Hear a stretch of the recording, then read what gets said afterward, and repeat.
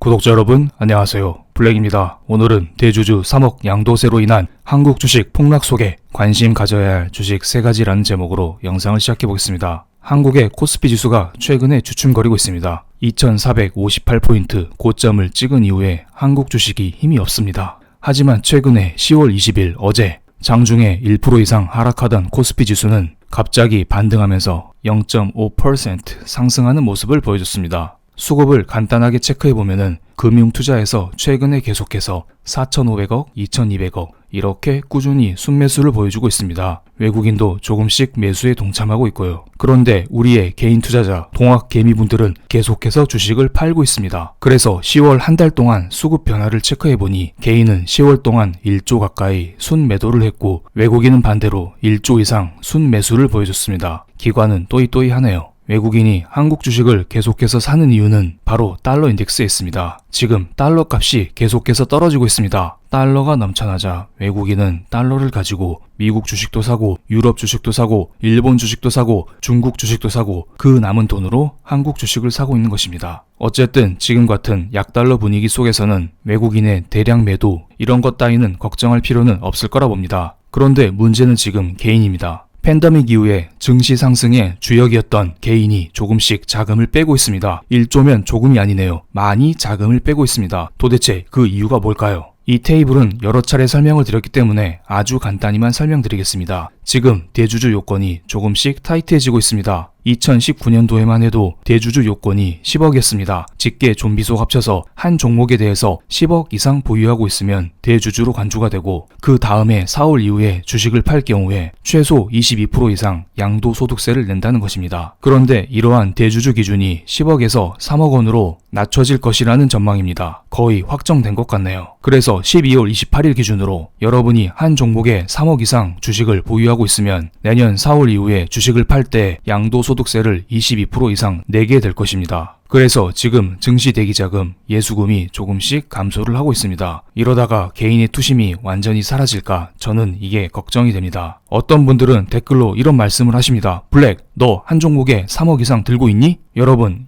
스스로 한 종목에 3억 이상 보유하고 있다? 아니다? 이게 중요한 게 아닙니다. 이렇게 한 종목에 3억 이상 들고 계시는 슈퍼개미 분들이 주식을 매도하게 되면은 해당 주식의 주가는 떨어지게 됩니다. 그럼 아무 죄 없는 여러분들은 앉은 자리에서 주가 하락을 맛보게 되는 거죠. 그런데 어제 장 마감 직후 3시 55분에 이런 뉴스가 떴습니다. 동학개미 반발에 청와대 대주주 3억 원 접을 듯. 기사 제목 한번 잘 뽑았네요. 그래서 제가 조금 읽어봤습니다. 10억 원이었던 대주주 요건을 3억으로 낮추는 방안이 거센 반발을 불러일으키자 재검토하기로 한 것이다. 어라? 진짜 재검토한 것일까요? 자세히 읽어보면 그게 아닙니다. 그냥 단순히 청와대에서 전날 19일 기재부 소속 더불어민주당 의원을 대상으로 이러한 양도세 개정안에 대한 의견 조회를 진행했다고 합니다. 단순히 의견을 물었을 뿐입니다. 대주주 요건이 3억으로 낮춰질지 아니면 기존대로 유지될지 이건 역시 정해지진 않습니다. 하지만 우리에게 대주주 양도세 방안이 철회될 수 있다 이런 희망을 조금씩 안겨주긴 했었습니다. 하지만 몇 시간 후에 쐐기를 박는 뉴스 하나가 떴네요.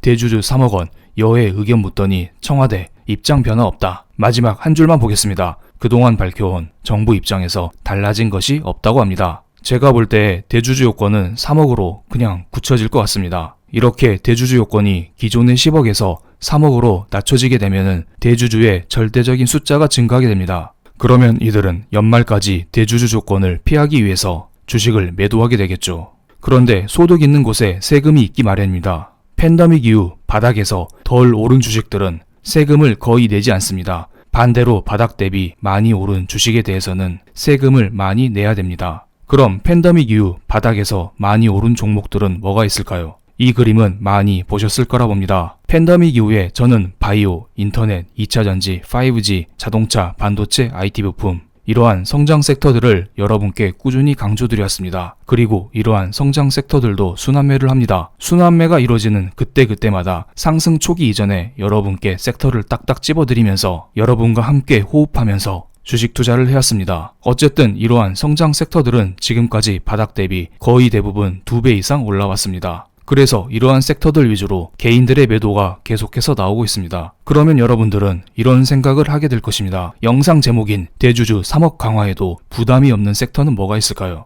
최근에 이러한 섹터로 유통 섹터가 떠오르고 있습니다. 유통 쪽은 그동안 코로나로 인해서 실적이 완전히 뚝 떨어졌습니다. 그래서 지금 바닥 대비 주가가 거의 오르지 않았습니다. 게다가 지금 한국에서는 확진자 수가 100명 이하로 꾸준히 나오고 있기 때문에 성장 섹터도 성장 섹터지만 이제는 우리 내수주도 한 번씩 살펴봐야 된다, 이런 바람이 조금씩 불고 있는 것도 사실입니다. 그래서 제가 보고서 하나를 찾아왔습니다. 하나금융투자에서 10월 18일에 발표된 보고서입니다. 유통 업황 회복을 즐길 때 해당 보고서에 나와 있는 종목 3가지를 제가 간단히 소개해 드릴 테니 참고로만 봐주시기 바랍니다. 이 보고서에서는 여러가지 종목이 많이 나와 있지만 그 중에서도 이마트, 현대백화점, 롯데쇼핑 3가지를 꼽았습니다. 그리고 이 중에서 이마트에 대한 설명을 매우 자세하게 하고 있습니다. 저는 간단히만 발췌해서 여러분께 설명드리겠습니다. 이마트의 핵심 신규 사업 3가지 모두 압도적인 성장세에 있다고 합니다. 쓱닷컴은 전년 동기 대비 45% 성장, 트레이더스는 36.4%, 노브랜드는 41% 증가한 것으로 추정이 됩니다. 엄청난 성장세입니다. 그리고 자료가 조금 부족해서 유진투자증권에서 나온 이마트 레포트를 조금 참고해봤습니다. 이마트가 지금 계속해서 전년 동기 대비 마이너스 성장률을 계속해서 보여주고 있는데 이번 3분기 때에는 전년 동기 대비 플러스 성장을 할 것이라는 전망입니다. 그리고 신규 사업인 쓱닷컴 역시 지금 계속해서 상승 추세를 유지하고 있습니다. 마치 미국에서 신발 브랜드 나이키가 오프라인 매장은 계속해서 주춤거리지만 온라인 성장이 꾸준히 증가하고 있는 것과 비슷하네요. 사람들은 이런 생각을 하게 됩니다. 전체적으로 매출이 다운될지라도 어떠한 신규 산업이 꾸준히 성장하게 되면 그 산업 하나만 보고 해당 회사의 주가가 올라갈 수 있다, 이런 생각을 하게 됩니다.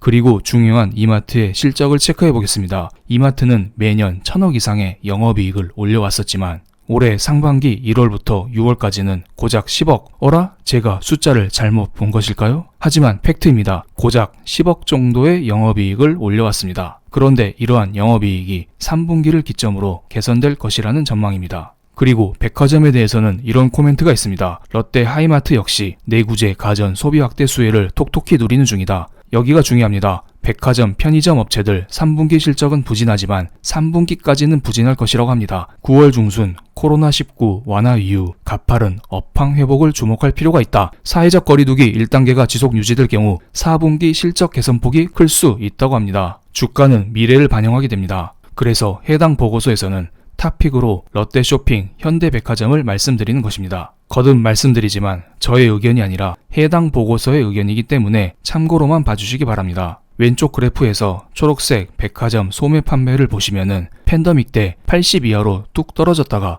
최근 들어 평소 수준인 100 부근에서 움직이고 있습니다. 앞으로 백화점의 실적 개선 역시 지켜봐야 될 부분이라 봅니다. 그리고 이러한 유통주들의 실적은 중국인 입국자 수에 많이 좌지우지됩니다. 그런데 팬데믹 이후에 중국 유커들이 뚝 떨어졌습니다. 그런데 어떻게 보면은 최근에 바닥을 다지다가 조금씩 증가하고 있는 모습이 보이고 있습니다. 유커들이 더 이상 빠질 자리가 없다. 이러한 요소가 주가에 긍정적인 영향을 미치는 것 같습니다. 최근에 이런 뉴스가 하나 발표됐습니다. 14억 유커는 대기 중. 중국에서 열린 한국 관광 박람회에서 중국 사람들이 많이 몰렸다는 것입니다. 최근에 중국에서 소매 판매가 꾸준히 증가하고 있고 중국에서도 코로나가 많이 완화된 나라에 대해서 국가별로 개방 조치를 취할 수도 있다고 합니다. 이렇게 되면 중국 사람들이 한국으로 많이 놀러 올 수도 있겠네요. 마지막으로 현대백화점, 롯데쇼핑의 재무제표 그리고 차트를 보겠습니다. 현대백화점의 영업이익도 장난이 아닙니다. 원래는 1년에 2천억, 3천억 이 정도 영업이익을 찍었던 회사인데 올해 상반기에는 230억 영업이익이 10분의 1 이상 반토막이 났습니다. 주가도 그에 따라서 쭉 하락했던 것도 사실이고요. 하지만 최근에는 바닥에서 대량 거래를 보여주면서